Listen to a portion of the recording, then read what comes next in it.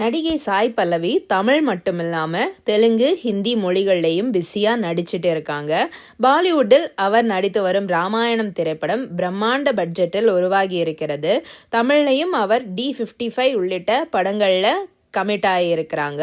அதன் ஷூட்டிங் சமீபத்தில் தான் தொடங்கியது. இந்நிலையில் ஏர்போர்ட்டில் சாய் பல்லவி ஓடிய வீடியோ ஒன்று வெளியாகி சோஷியல் மீடியாவில் பரபரப்பை ஏற்படுத்தியிருக்கு. பிரேமம் படத்தில் ஹீரோயினாக அறிமுகமாகி சாய் பல்லவி முதல் படத்திலேயே தனது அசத்தலான நடிப்பை வெளிப்படுத்தி அப்ளாஸை அள்ளினாங்க.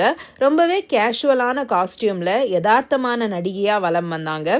அப்படத்தின் வெற்றிக்கு பிறகு அடுத்தடுத்து தனக்கு கிடைத்த வாய்ப்புகளை தரமாக பயன்படுத்தி கொண்டார்.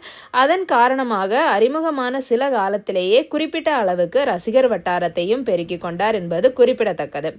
மலையாளத்திற்கு பிறகு தமிழில் மாரி 2 திரைப்படத்தில் அறிமுகமானார்.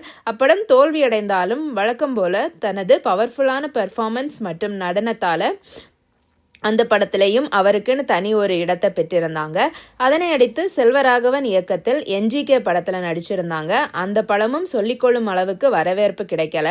இப்படி தொடர்ந்து கோலிவுட்டில் சறுக்கி கொண்டிருந்த அவருக்கு கார்கி படம் சூப்பர் டூப்பர் ஹிட்டை கொடுத்தது.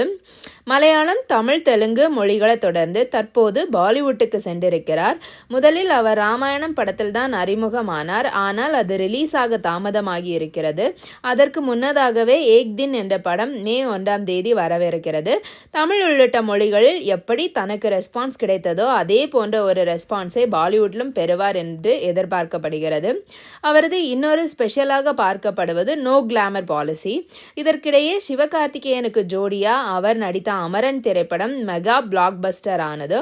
முக்கியமாக அமரன் படம் இவ்வளவு பெரிய வெற்றி பெற்றதற்கு காரணமே சாய் பல்லவியின் அபாரமான நடிப்பு தான். அவர் மட்டும் இல்லை என்றால் அந்த படம் கண்டிப்பாக மெகா ஹிட்டெல்லாம் ஆயிருக்காது என்ற கருத்துடன் பல பேர் இருக்கிறார்கள். அந்த அளவுக்கு அதில் அவர் எல்லோரையும் கவர்ந்து விட்டார் என்று தான் சொல்லணும்.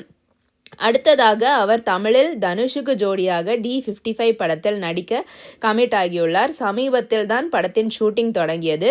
இந்நிலையில் ஏர்போர்ட்டில் ரசிகர்கள் அவரை சூழ்ந்து கொண்டு புகைப்படங்கள் எடுக்க முயன்றார்கள். அதற்கு அவரோ இங்கே புகைப்படம் எடுத்துக்கொள்ளுங்கள், என்னுடைய கார் அங்கே நிற்கிறது, அங்கே செல்ல வேண்டும் என்று சொல்ல அவர்கள் வழிவிடுவதாக தெரியவில்லை. இதனையடுத்து அங்கிருந்து வேறு வழியாக சுற்றி தனது காரை நோக்கி ஓடினார். அவருக்கு பின்னால் மொபைல் போனை தூக்கியபடி ரசிகர்களும் ஓடினார்கள். தற்போது இந்த வீடியோ ஒன்று சோஷியல் மீடியாவில் ட்ரெண்ட் ஆகிட்டு இருக்கு. இதை பற்றி உங்கள் கருத்து என்ன அப்படிங்கிறத கமெண்ட் செக்ஷனில் சொல்லுங்கள். நன்றி.